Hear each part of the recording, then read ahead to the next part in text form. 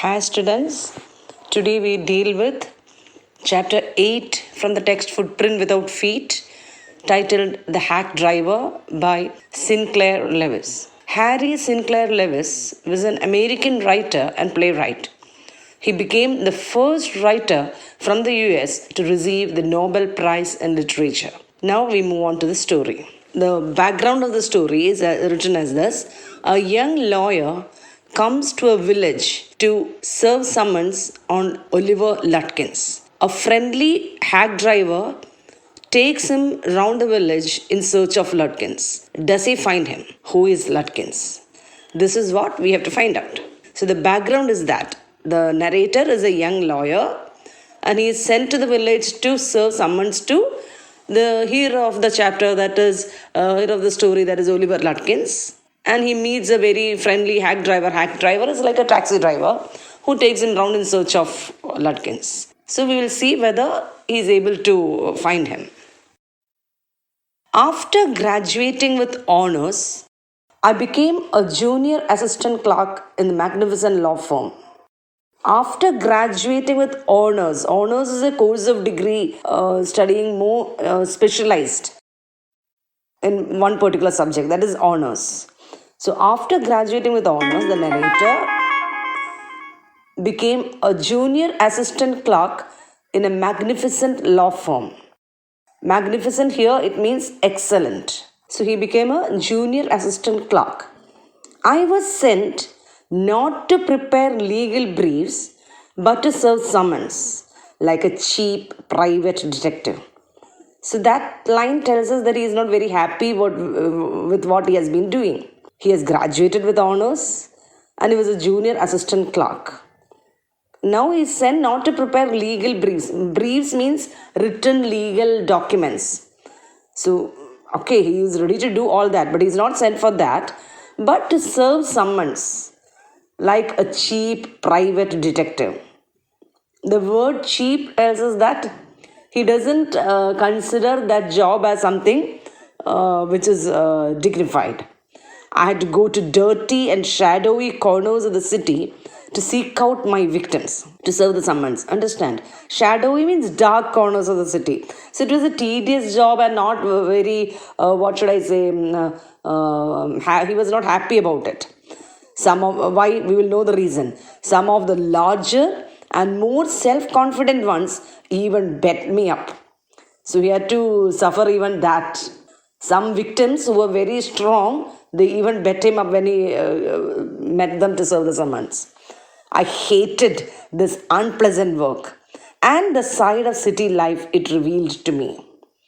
Both the things. One is maybe because he had to receive the beatings. Second is that that side of city life which he saw, it is because of this job, right? That the dark side of city life he had to witness, that he didn't like. He hated that. I even considered fleeing to my hometown, where I could have been a real lawyer right away without going through this unpleasant training period. So altogether, the first paragraph tells us that the narrator, who was a junior assistant clerk in a magnificent law firm, was not happy with what he was doing. He had a feeling inside that he could have gone to his hometown, where he could have been a real lawyer right away, where he didn't have to undergo this training period. So he rejoiced one day when they sent me out 40 miles in the country to a town called New Mullion to serve summons on a man called Oliver Lutkins. We needed this man as a witness in a law case, and yet ignored all our letters. So that is the reason why he was sent. If you get a question, why he was sent to New Mullion? To serve summons on a man named Oliver Lutkins.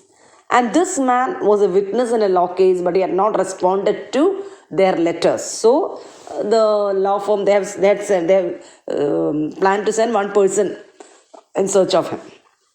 And thus the narrator was sent. And the narrator was very happy to go to the village area. When I got to New Mullion, my eager expectations of a sweet and simple country village was severely disappointed. So when he was given the order that you go to New Mullion and serve summons to Oliver Lutkins, initial reaction was he rejoiced. He was so happy. Oh, village. Oh, I can enjoy. He expected a very sweet and simple country village, where he might not have to face the dark side as he had mentioned earlier.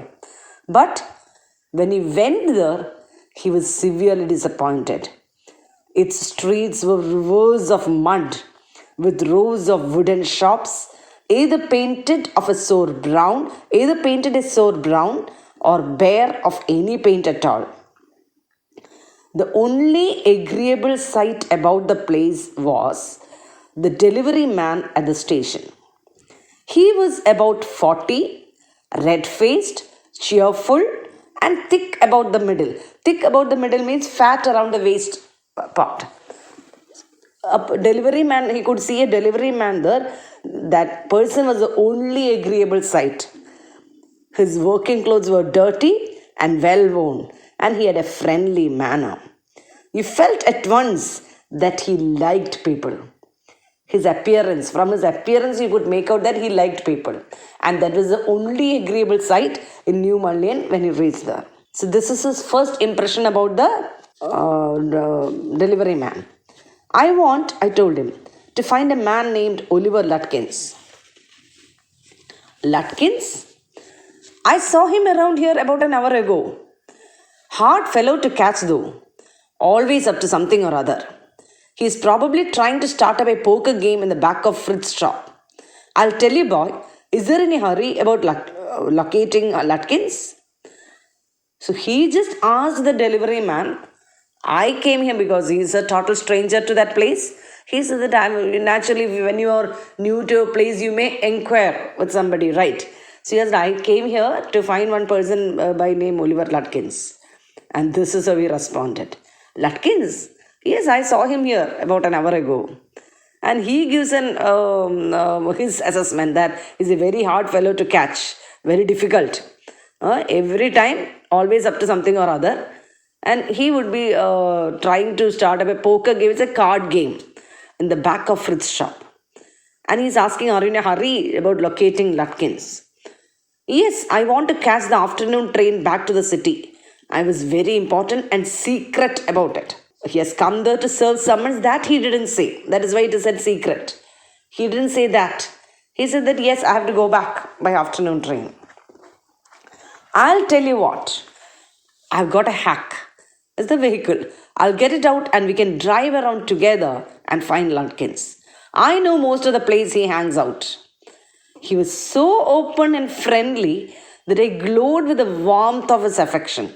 I knew, of course, that he wanted the business, but his kindness was real. Why does he say that? I knew, of course, that he wanted the business because he offered that I will take my hat. So naturally, he will get the pay for that. So that business minded, before he decides to call another person, he says that he offers, I will take it, we will go, I will come with you. So he'll get some money out of that. But he says that, but his kindness was real. I was glad the fair money would go to this good fellow. So that is what the narrator thought. Anyway, we'll have to get the help of a hack driver. So it's better that this person is very kind at heart. So let it go to this person.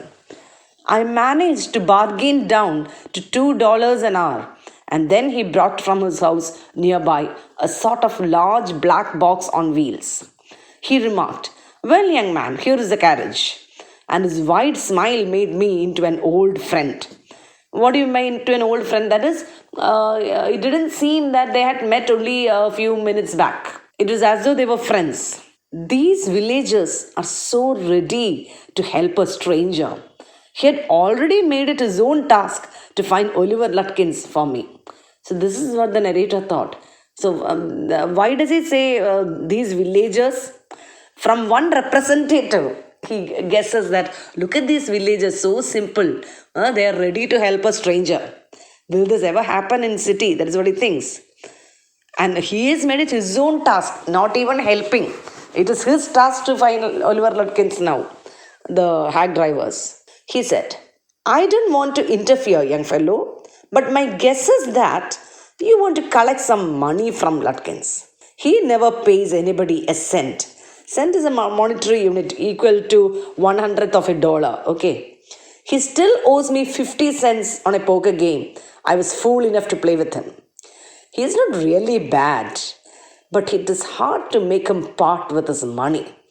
If you try to collect from him in those fancy clothes, he will be suspicious and get away from you. If you want, I will go into Fritz and ask for him, and you can keep out of sight behind me. So he starts the conversation. He says that I don't want to interfere in your affair, but my guess is that you want to collect some money from him. He has done that to me also. He still owes me 50 cents. Now, if he sees you in this fancy clothes, he will be suspicious that you have come for the purpose. So it's better that I will go into front shop and ask for him, and you can keep out of sight behind me. I loved him for this. Why? So thoughtful, right? That's why he said earlier that now it is his task to find Oliver Lutkins. So thoughtful of him to say that you don't ask, I will ask, you hide behind me. By myself, I might never have found Lutkins. With the hack driver's knowing help, I was sure of getting my man. I took him into my confidence. Took him into my confidence means take somebody into one's confidence is telling a secret. Till that moment, you would have thought that you will not tell, but when you understand how that person is very simple, he will not tell others. You take him into confidence and says like that. Here, the narrator reveals his purpose of visit. I took him into my confidence and told him that I wanted to serve the summons on Lutkins, that the man had refused to be a witness when his information would have quickly settled our case. The driver listened earnestly. At the end, he hit me on the shoulder and laughed. Well, we will give the brother Lutkins a little surprise. Let's start, driver. Most folks around here call me Bill or Magnuson. My business is called William Magnuson Fancy Carting and Hacking. All right, Bill, shall we proceed to Fritz? Yes, Lutkins is just as likely to be there as anywhere. Plays a lot of poker.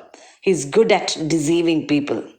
Bill seemed to admire Lutkins' talent for dishonesty. That is what the narrator felt when he said that he is good at deceiving people and all, that he admires him for that. I felt that if he had been a policeman, he would have caught Lutkins respectfully and jailed him with regret. Because the way he spoke about Oliver Lutkins, it seemed that he admired him. Understand? That's why he says that if he was a policeman, he would have caught him because he was intelligent, and after jailing him, he would have regretted that. Bill let me into Fritz. Have you seen Oliver Lutkins around today? Friend of us looking for him, said Bill cheerily. Fritz looked at me, hiding behind Bill. He hesitated and then admitted, yes, he was in here a little while ago. Guess he's gone over to Gustav's to get a shave. Well, if he comes in, tell him I'm looking for him. We drove to Gustav's barber shop. Again, Bill went in first and I lingered at the door. Lingered means just stayed there, didn't go inside. He asked not only the Swede, but two customers if they had seen Lutkins. Swede is a native of Sweden. So the naturally Gustav would have been a native of Sweden. The Swede had not. He said angrily, I haven't seen him and don't care to. But if you find him, you can just collect the $1.35 he owes me. So from this, the narrator is getting impression that Bill already told him that he owes him 50 cents. Now Gustav says that he owes me $35. One of the customers thought he had seen Lutkins walking down the main street, this side of the hotel. As we climbed back into the hack, Bill concluded that since Lutkins had exhausted his credit at Gustav's, he had probably gone to Gray's for a shave. Why does he say that? Since Lutkins had exhausted his credit, that he still owes him, right? So naturally he would have stopped coming here, he would have gone to another place. At Gray's barber shop, we missed Lutkins by only 5 minutes. He had just left, probably for the pool room. At the pool room, it appeared that he had just bought a pack of cigarettes and gone out. So we pursued him. Pursued him means followed him. Just behind him, but never catching him. For an hour till it was past 1 o'clock. So this is how they proceeded. Wherever they went, they came to know that he was just there a minute ago or 10 minutes ago. So they were behind him, but they were never able to catch him. Like that, 1 hour almost passed, and it was soon 1 o'clock. I was hungry, but I had so enjoyed Bill's rough country opinions about his neighbors that I scarcely cared whether I found Lutkins or not. Look at that. What was his purpose of visit? To serve summons to Oliver Lutkins. Now, the way he says that I enjoyed listening to Bill, his comments on his neighbors and all. I never cared whether I found Lutkins or not. That was the condition. He started liking that hack driver so much, his company, so he started enjoying it so much. How about something to eat? I suggested. Let's go to a restaurant and I'll buy you lunch. Well, I ought to go home to the wife. I don't care much for these restaurants. Only 4 of them and they are all bad. Tell you what we will do. We'll get the wife to pack up a lunch for us. She won't charge you more than $50, and it would cost you more for a greasy meal in a restaurant. And we'll go up to Wade's Hill and enjoy the view while we eat. Okay, we'll stop there here. Continue in the second audio. Thank you, children.